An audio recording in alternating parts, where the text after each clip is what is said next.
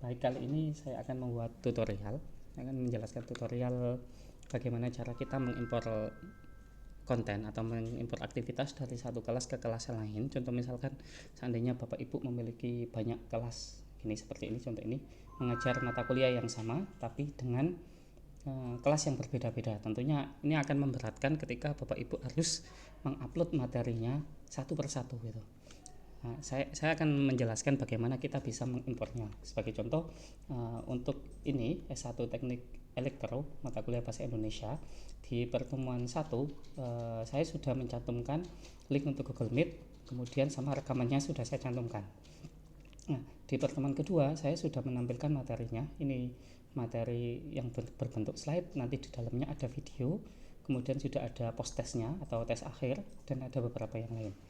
Kemudian ketika saya lihat di kelas lain yang teknik elektro itu juga di bahasa kelas C, ini belum ada, jadi tampilannya masih seperti yang awal. Saya ingin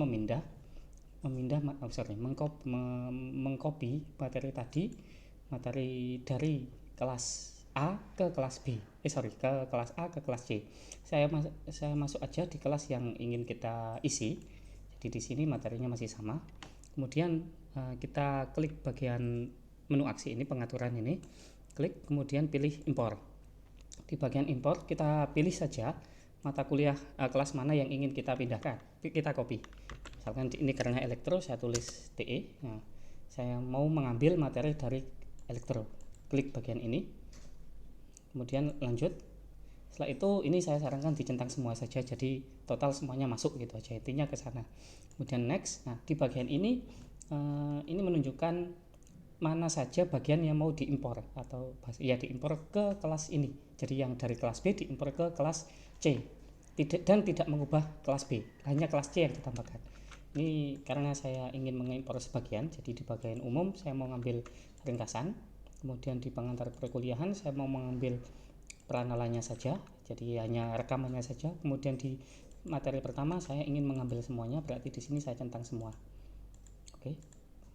Nah, di pertemuan selanjutnya saya tidak ingin mengkopinya. Kalau misalkan nanti ternyata ke depan Bapak Ibu ingin mengkopinya, tinggal dicentang saja semua. Oke.